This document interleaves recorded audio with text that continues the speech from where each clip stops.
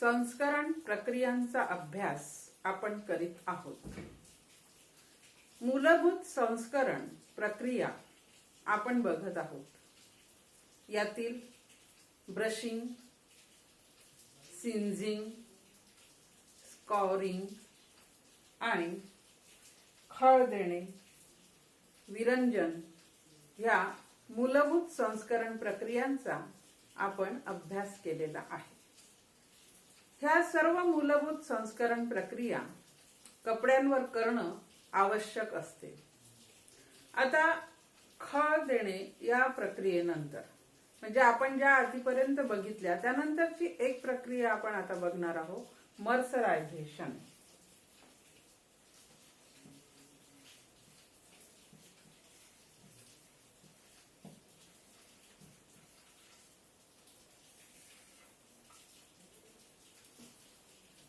बघा, ही प्रक्रिया सुरू करण्यापूर्वी आपण बघू, पहिल्यांदा आपण बघितली होती ब्रशिंग.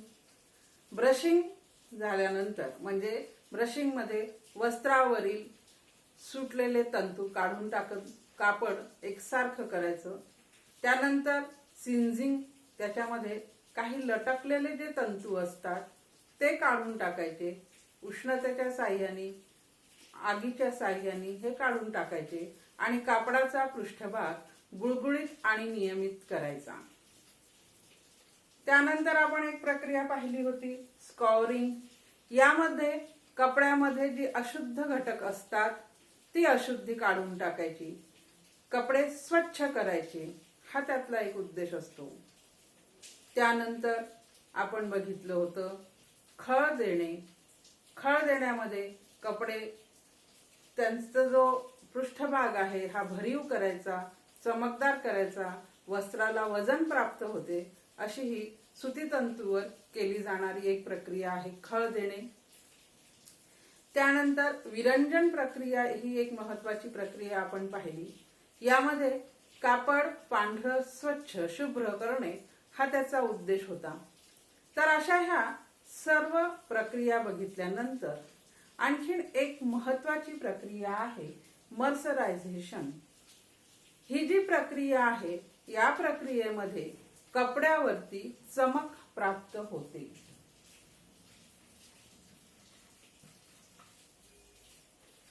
प्रमुख उद्देश असतो याचा कपड्यावर चमक प्राप्त होणे, परंतु ह्या चमकच्या सोबत कपड्याचे आणखीन काही गुणधर्म या प्रक्रियेने सुधारतात. जसं मजबूती, आर्द्रता शोषकता,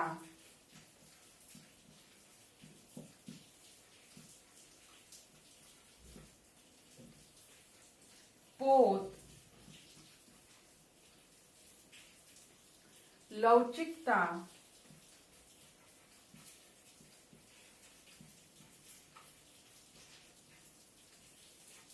या गुणधर्मांमध्ये सुद्धा या प्रक्रियेमुळे फरक होतो. हे गुणधर्म सुद्धा सुधारतात. आर्द्रता शोषकता जशी सुधारते तशी रंग शोषकता,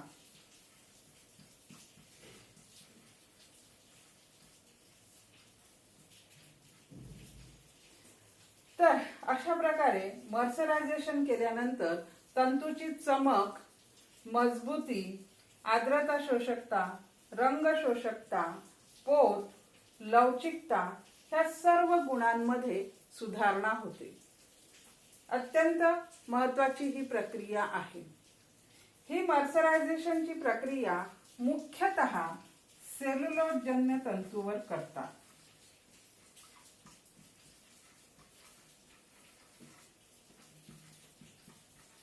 मुख्यतः ही प्रक्रिया सेल्युलोजन्य तंतूंवरती करतात. याच्यामध्ये सुती किंवा सुती मिश्र असे धागे असतात. लिनन वरती सुद्धा ही प्रक्रिया करतात. सुती, लिनन किंवा सुती मिश्र असे काही धागे, वस्त्र यावरती ही प्रक्रिया होते. ही मर्सरायझेशनची प्रक्रिया शोधणारा व्यक्तीचं नाव आहे जॉन मर्सर.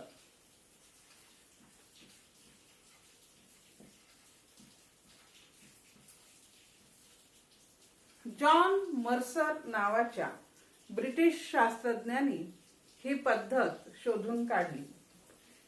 त्या व्यक्तीला कपड्याला रंगवणे, रंगकाम करणे यामध्ये विशेष अशी आवड होती आणि त्या आवडीतून त्यांच्या काही प्रयोगातून लक्षात आलं की कॉस्टिक सोड्याच्या द्रावणात कपडा जर राहिला तर त्यावरती चमक प्राप्त होते. म्हणजे कॉस्टिक सोड्याचा काहीतरी इथे रासायनिक क्रिया होते आणि वस्त्र जास्त चमकदार दिसते. ही गोष्ट त्यांच्या लक्षात आली आणि मग त्यानंतर त्यावर प्रयोग होऊन मग ही प्रक्रिया निर्माण झाली. त्यामुळे या प्रक्रियेला त्यांचं नाव दिलं गेलं. त्यांच्या नावावरून या प्रक्रियेला नाव ठेवलं गेलं मर्सरायझेशन. तर अशी ही जॉन मर्सर या व्यक्तीने शोधून काढलेली ही प्रक्रिया आहे. आता ह्या प्रक्रियेमध्ये चमक हा गुणधर्म पहिल्यांदा आढळला, पण मग त्यासोबत हेही गुणधर्म यामध्ये वाढतात. याच्यामध्ये जास्त चांगल्या पद्धतीने कापड या गुणधर्मांमध्ये सुद्धा निर्माण होतो हे लक्षात आलं. म्हणून मग ही प्रक्रिया अत्यंत महत्वाची समजल्या जाते. आता मर्सरायझेशन मध्ये हे जे गुणधर्म निर्माण होतात यामागे ही प्रक्रिया कशी करतात हे आपण बघू की ही प्रक्रिया कशा पद्धतीने होते. सर्वप्रथम तयार झालेलं जे कापड आहे हे कापड पूर्णपणे पाण्यामध्ये भिजवल्या जाते. पाण्यामध्ये भिजवल्यानंतर कॉस्टिक सोड्याच्या द्रावणात 20 ते 25 किंवा 23% कॉस्टिक सोड्याच्या द्रावणात हे कापड संतृप्त केल्या जाते. म्हणजे त्याच्यात टाकल्या जाते, मुरवल्या जाते. थोडक्यात साध्या भाषेत आपण असं म्हणू की ते तिथे मुरवल्या जाते. मग आता हे संतृप्त झालेलं कापड, हे कापड जड रुळांमधून फिरवल्या जाते. त्या जड अशा रुळांच्या मधून हे कापड ज्या वेळेला जाते त्यावेळेला ते पिळल्या जाते आणि ते द्रावण जे आहे ते सर्वीकडे सारखं शोषल्या जाते.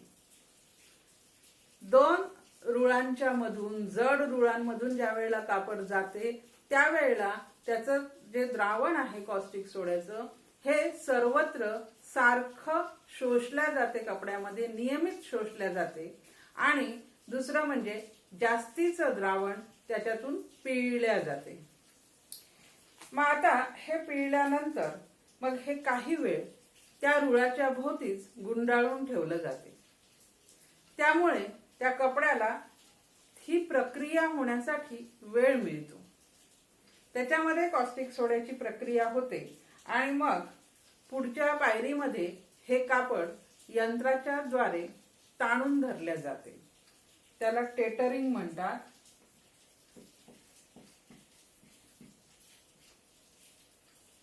हे कापड यंत्राद्वारे ताणल्या जाते आणि मग त्यानंतर त्या कपड्याला ताण दिल्यानंतर अनेक वेळा पाण्यामधून हे कापड काढल्या जाते.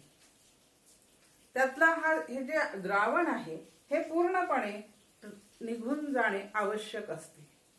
म्हणून त्याला अनेक वेळा पाण्यातून काढल्या जाते आणि धुतल्यानंतरही काही द्रावण जर राहिलं असेल तर त्या कपड्यावर उदासीकरणाची क्रिया होते. उदासीकरणाची क्रिया केल्यानंतर मग हे कापड एका रुळाला गुंडाळल्या जाते आणि ते वाळवल्या जाते आणि रुळाला गुंडाळल्या जाते. तर अशा प्रकारे मर्सरायझेशन ही प्रक्रिया करतात. हे रासायनिक संस्करण आहे. बघा परत की मर्सरायझेशनची प्रक्रिया कशी करतात. सर्वप्रथम कापड पाण्यामध्ये भिजवतात. हे भिजलेलं कापड 20 ते 30% कॉस्टिक सोडा असलेल्या द्रावणामध्ये संतृप्त करतात. हे संतृप्त झालेलं कापड जड रुळांच्या मधून फिरवतात. जड रुळांच्या मधून हे गेल्यामुळे हे जे द्रावण आहे हे सर्वत्र सारखं पसरते, एकसारखं नियमित त्या कपड्यामध्ये शोषल्या जाते आणि जास्तीचं द्रावण बाहेर पडते. त्यानंतर हे पिळून निघते जास्तीचं द्रावण आणि मग त्या रुळावर काही काळ हे कापड तसंच गुंडाळलेलं ठेवतात. हे कापड गुंडाळलेलं ठेवल्यामुळे त्यामध्ये मर्सरायझेशन होण्याकरिता पुरेसा वेळ मिळतो.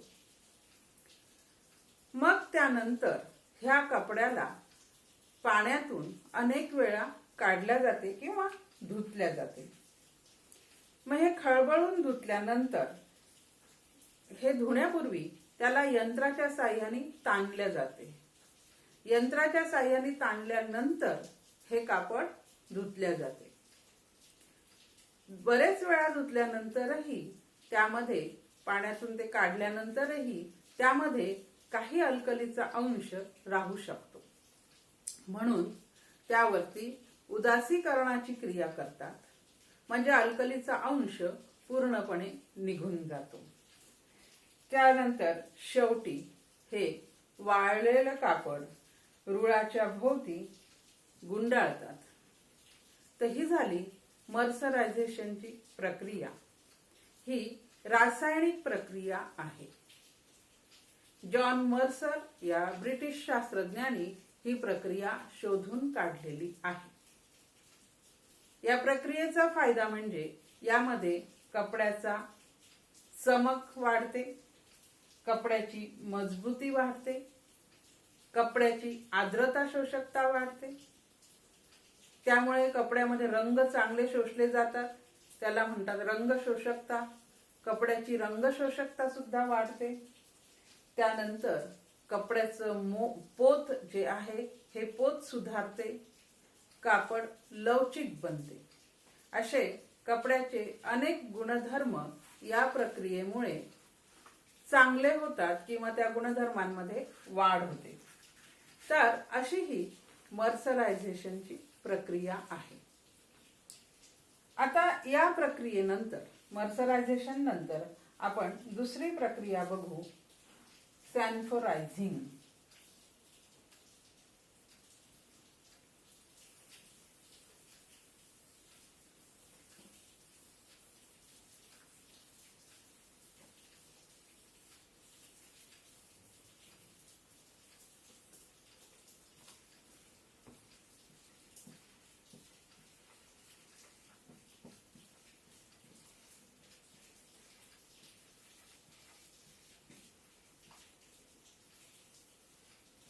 सॅन्फोरायझिंग.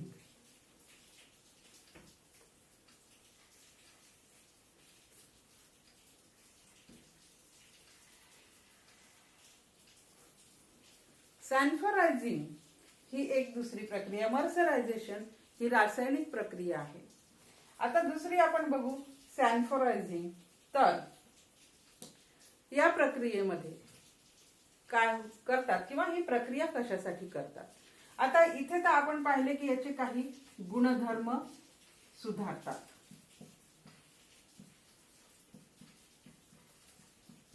आणि या प्रक्रियेमध्ये वेगळा इफेक्ट आहे.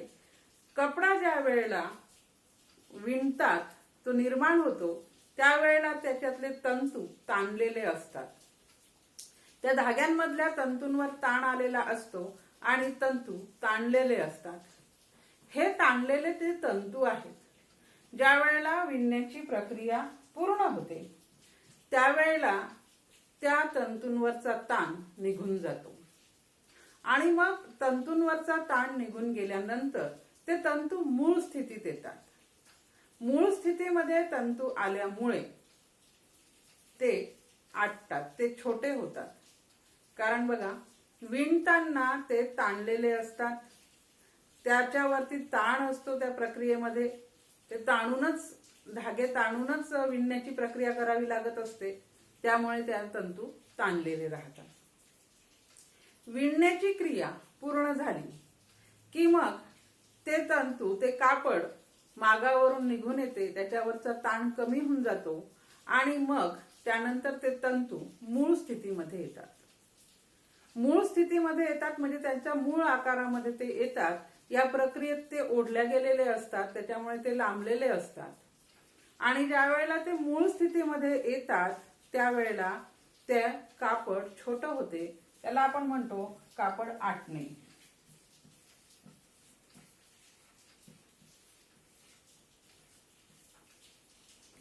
कापड हे अशा प्रकारे आक्रसते.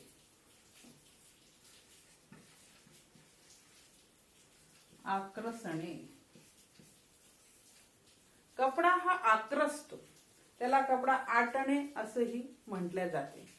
तर हे जे कपड्याचं आक्रसणे आहे, हे आक्रसणं कमी करण्यासाठी जी प्रक्रिया करतात ती म्हणजे सॅन्फोरायझिंग. वस्त्र विणून झाल्यानंतर ते वस्त्र आक्रसते आणि हे आक्रसणे कमी करणे.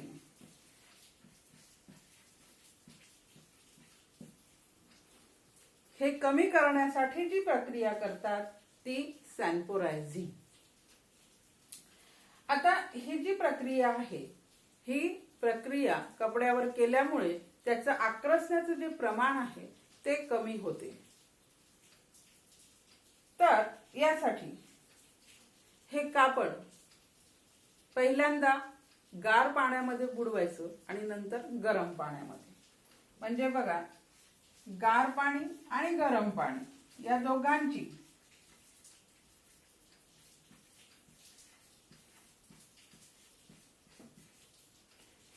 दोघांची इथे त्या कपड्यामध्ये प्रक्रिया होते. तंतू ते कापड जे आहे गार पाण्यात बुडवल्या जातात, तंतू गार पाण्यात भिजतात, लगेच गरम पाण्यामध्ये भिजतात.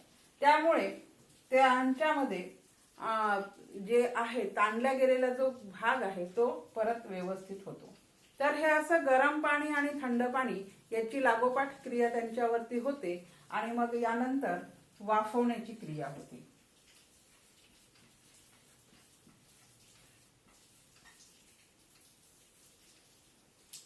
तर अशा प्रकारे तंतूवरती ह्या क्रिया झाल्या की त्यांचं आक्रसणं कमी होते. बघा, आक्रसणं कमी करण्यासाठी ही क्रिया सर्वप्रथम सुती कपड्यासाठी निर्माण झाली. आता शंग फ्री किंवा ह्याच्यात जे कापड असते याच्यावरती लेबल असते प्री शंक वगैरे. तर हे जे असते फुल्ली श्रिंक प्रूफ वगैरे, याचा अर्थ त्याच्यावरती सॅन्फोरायझेशनची प्रक्रिया झालेली आहे. सॅन्फोरायझेशन कशासाठी करतात तर कपड्याचं आक्रसणं कमी करण्यासाठी. कपडा का आक्रसतो तर विणण्याच्या प्रक्रियेमध्ये तंतूंवरती ताण आलेला असतो. कापड विणून झाल्यानंतर हा ताण निघून जातो आणि ते तंतू त्यांच्या मूळ स्थितीमध्ये येतात. तंतू मूळ स्थितीमध्ये आल्यामुळे साहजिकच ते जवळ येतात किंवा ते छोटे होतात आणि कापड कमी झालेलं आपल्याला दिसते. हे होऊ नये, हे आक्रसणं त्या कपड्यामध्ये होऊ नये म्हणून ही प्रक्रिया करतात. सॅन्फोरायझिंग करताना कापड पहिल्यांदा गार पाण्यामध्ये बुडवतात, थंडगार पाण्यामध्ये, आणि लगेच गरम पाण्यामध्ये बुडवतात आणि त्यानंतर ते वाफवतात. त्यामुळे ते कापड आक्रसत नाही.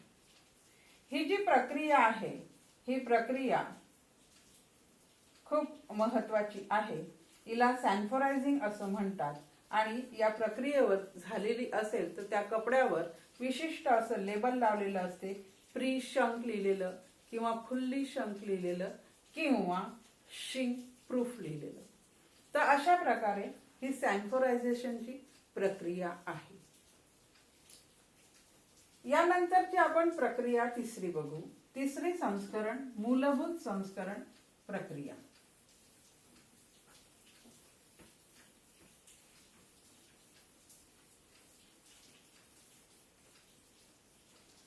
कॅलेंडरिंग.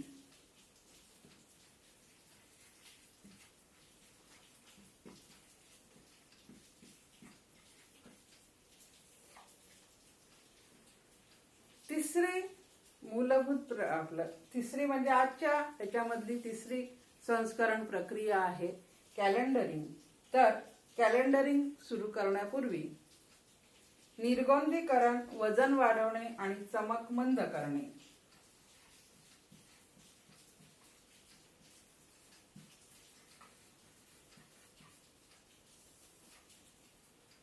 वजन वाढवणे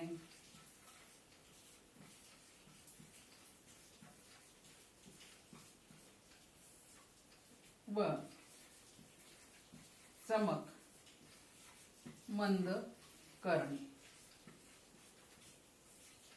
ह्या प्रक्रिया सुद्धा आपल्याला अभ्यासायच्या आहेत. त्यामुळे आपण इथे मर्सरायझेशन आणि सॅन्फोरायझिंग या दोन प्रक्रियांचाच अभ्यास करू. त्यानंतर कॅलेंडरिंग, निर्गोंदीकरण, वजन वाढवणे आणि चमक मंद करणे ह्या प्रक्रिया सुद्धा आपण पुढे शिकू. तर आज आपण मर्सरायझेशन आणि सॅन्फोरायझिंग ह्या दोन मूलभूत संस्करण प्रक्रिया बघितल्या. मर्सरायझेशन मध्ये कपड्यामध्ये विविध गुणधर्म आणखीन चांगल्या पद्धतीने निर्माण होतात. त्यामध्ये महत्वाची आहे चमक, मजबूती, आर्द्रता शोषकता, रंग शोषकता, पोत आणि लवचिकता. हे गुणधर्म मर्सरायझेशन प्रक्रिया केल्यामुळे त्या वस्त्रामध्ये आणखीन चांगल्या पद्धतीने निर्माण होतात. दुसरी बघितली आपण सॅन्फोरायझिंग. ही कापड जे आटते किंवा आक्रसते, ह्या कापड आक्रसण्याला ही प्रक्रिया केली की कमी प्रमाणामध्ये कापड आक्रसते. तर ह्या दोन प्रक्रियांचा आपण आता अभ्यास केलेला आहे. बाकीच्या प्रक्रिया आपण नंतर बघणार आहोत.